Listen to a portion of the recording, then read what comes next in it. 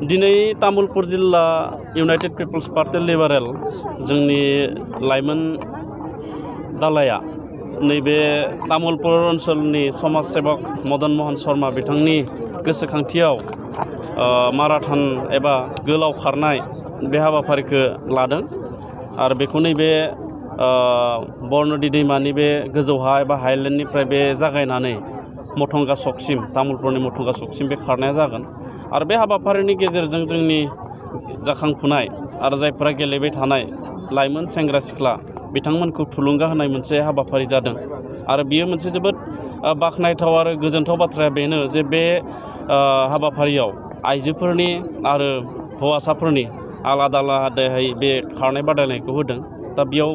माने मोननैबो हानजायाव गोबां बाहागो लागिरिफ्रा बाहागो लादों गेलेगिरिफ्रा बाहागो लादों बेनि गेजेरजों आं बड'लेण्ड सरकारनि गेलेमु बिफाननि सासे मावफुं सोद्रोमा महरै तामुलपुर जिल्ला लाइमोन दालाइ आफाद इउ.प.नि बिथांमोनखौ आं हाजासे साबायखर जासिदों बिदि बिथांमोना बा गुबुन गुबुन जोंनि दोलो आफादफोरा बिदि गेलेनायखौ खुङोब्ला निस्सय जोंनि उन जोलैफ्रा गेलेनायाव थुलुंगाखांनाय आरो जौगाखांनाया जोंनि बड'लेण्ड ओनसोलाव फैगोन आं बेखौ मिजिंथियो। सार प्रि रिक्रुटमेन्ट आरो माराथनजों माबाफोर लिंक दङ नामा? प्रि रिक्रुटमेन्टआथ' जाबाय मोनसे गभर्नमेन्टनि बा जोंनि बड'लेण्ड एबा बिटिआर गोरोबथानि मोनसे रिक्रुटमेन्ट जिहेतु जानो थांगासिनो दङ 10,000 लाइमोन सेंग्रा सिख्लाखौ आर्मि बा पारामिलिटारि फर्सेस बा आसाम पुलिस बायदियाव थिसननायनि मोनसे दफा जिहेतु दङ बेखौ जाहाथे जोंनि लाइमोनफ्रा मोनखायो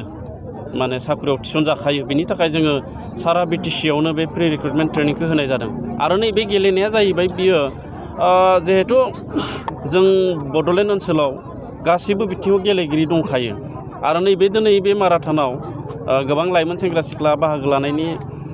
मोनसे जाहोनानो जाबाय जिहेतु गोबां जायगायाव प्रि रिक्रुटमेन्ट ट्रेनिंआ जाबाय थादों बे प्रि रिक्रुटमेन्ट ट्रेनिंआव बाहागो लानाय सेंग्रा सिख्लायानो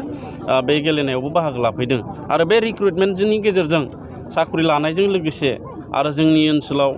सेंग्रा सिख्लाफ्रा गेलेनायाव थुलुंगा मोननाय मोनसे हाबाफारि बे हाबाफारिया जादों। बे बड'लेण्ड सुक्ति बायदियै बर' लाइमोन सेंग्रा सिख्लानि बाथ्राखौ बुंनाय जादों आरो बेयाव specially for National Democratic for Bodoland NDFB नि जायफोर सोद्रोमा दङ बारग' दावहारु बिथांमोनखौनो गावनि आथिङाव गसंनो हानाय बायदियै बे फायखियाव थिसननायनि बाथ्राखौ बे सुक्तियाव बुंनाय जादों आरो बेवहाय मोनसे खोथा सिखारबाय थादों जे गोबां एनडिएफबि नि बारग' दावहारुफ्रा बैसोआ कभार जालिया डिफेन्सआव थांनो थाखाय दा बैसो कभार जायै जायफोर बारग' दावहारु दङ बिथांमोननि थाखाय जोंनि बड'लेण्ड सरकारा गोबां बिफानाव बिथांमोनखौ ट्रेनिं खालामनानै बा गोबां बिफाननि गेजेरजों अनसुंथाइ होनानै बिथांमोनखौ गावनि आथिङाव गावनो गसंनो हानाय राहा खालामनो थाखाय जोङो थांखि लानाय जादों। लास्ट कुइसन सार जायफोरा माने प्रि रिक्रुटमेन्ट दा बै प्रि रिक्रुटमेन्टखौ फोजोबगोन बेवहायथ' जोङो फिजिकेलि काम थिउरिटिकेलि मोननै आयदानि सायाव जोङो ट्रेनिंखौ होगोन आरो जायफ्रा जोबजासिम बे प्रि रिक्रुटमेन्ट ट्रेनिंआव फैगोन आरो बेनिफ्राय जेब्लानोखि रिक्रुटमेन्ट रिलि कन्डाक्ट खालामगोन एबा खुंगोन बेयाव जायफ्रा मोजाङै बाहागो लानानै उथ्रिसारगोन बिथांमोना मोननायनिथ' निस्सय सिउरिटि दंखायो आरो बिथांमोना बे साख्रियाव थिसननो हागोन। बड'लेण्ड सरकारा मा खालामनो नागिरदों? गिबियावनो गोजोन फुंबिलिनि बयनिबोसिम साबायखर बावनाय थाबाय आरो दिनै जिहेतु तामुलपुर जिल्ला इउ.प.नि माने जोंनि लाइमोन आफादा जा माने गोथार मोनसे थांखि लानानै गोसोखांथियै जा माराथन खारनाय हाबाफारि लादों आंनिफ्राय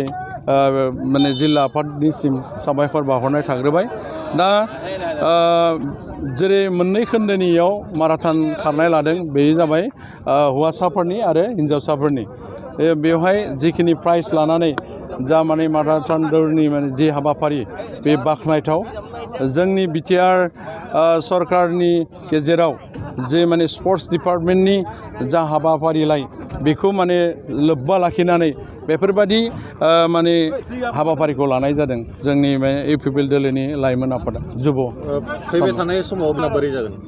बिथांमोननि जिथु फिजिकेल स्ट्रेंथखौ नायनानै दा प्रि रिक्रुटमेन्टनि जिथु हाबाफारि जिथु माने जिउ दानायनि लामायाव जेन जोङो बयखौबो जेन माने लाइमोनफोरखौ जेन माने सहारि होनो हायो हेफाजाब होनो हायो बेनि थाखाय जों ट्रेनिं होदों ट्रेनिंनि गेजेरजों जायफ्रा माने मस्ट इन्टारेस्टेड माने जायफोरा माने मिच्युर जागोन बिथांमोनानो मोनगोन सेलेक्सन हिसाबै पलिसि लादों बिटिआर गभर्नमेन्टआ दा बायदि रोखोमनि जि माने 40टा डिपार्टमेन्टआव जिथु माने माबाफोर दं भेकेन्ट पस्टफोर दं बा क्रिएट पस्ट जिखिनि फैगोन हिसाबैनो गासैबो इस्टाब्लिश जानो हागोन बेयाव माने बेबायदियैनो दङ आरो जाय जि लेभेलाव नागिरो बेखौनो मोनगोन आरो तामुलपुर जिल्ला इउ.पि.पि.एल.नि लाइमोन हान्जानि दैदेननायाव दिनै माने नैबे नाग्रिजुलिनि हाइलेन्डनिफ्राय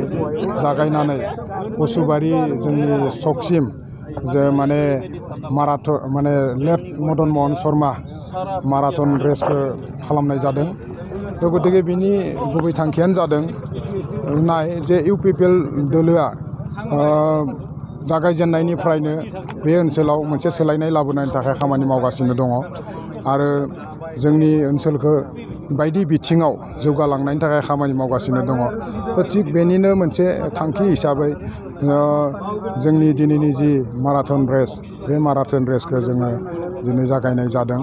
मानो होनोब्ला जोङो गेलेनाय बिथिंजों लोगोसे जोंनि बायदि बिथिङाव जोंनि सेंग्रा सिख्ला आजिखालि नोंथांमोना नुदों समाजाव मोनसे बेआइनि मोनसे कार्यकलाप सोलिबाय थायो माने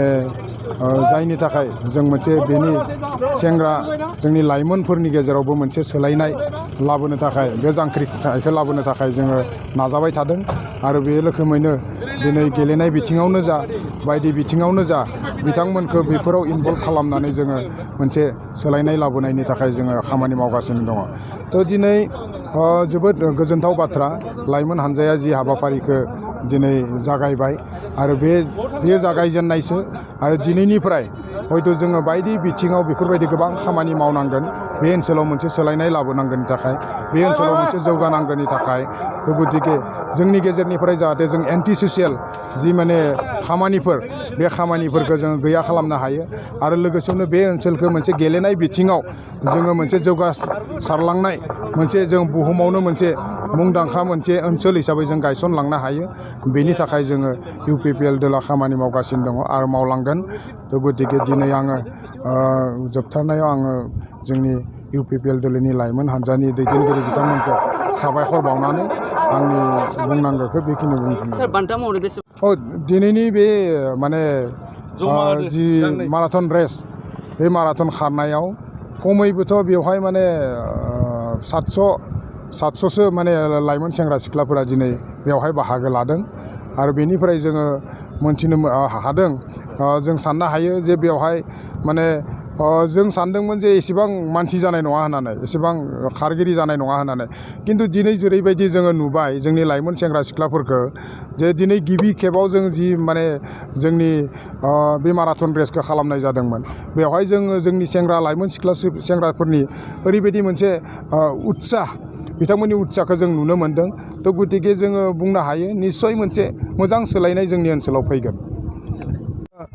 फार्स्ट प्राइज हिसाबै 7,000 आरो लोगोसेनो सेकेन्ड प्राइज 5,000 थार्ड प्राइज माने बेवहाय 3,000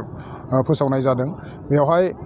हिन्जावसा आरो हौवासाफोरनि थाखाय आलादा आलादायै बान्था एखे बान्थाखौनो जोङो फोसावनाय जादों थ' गतिके आसा फारिदों दिनै जेरैबायदि माने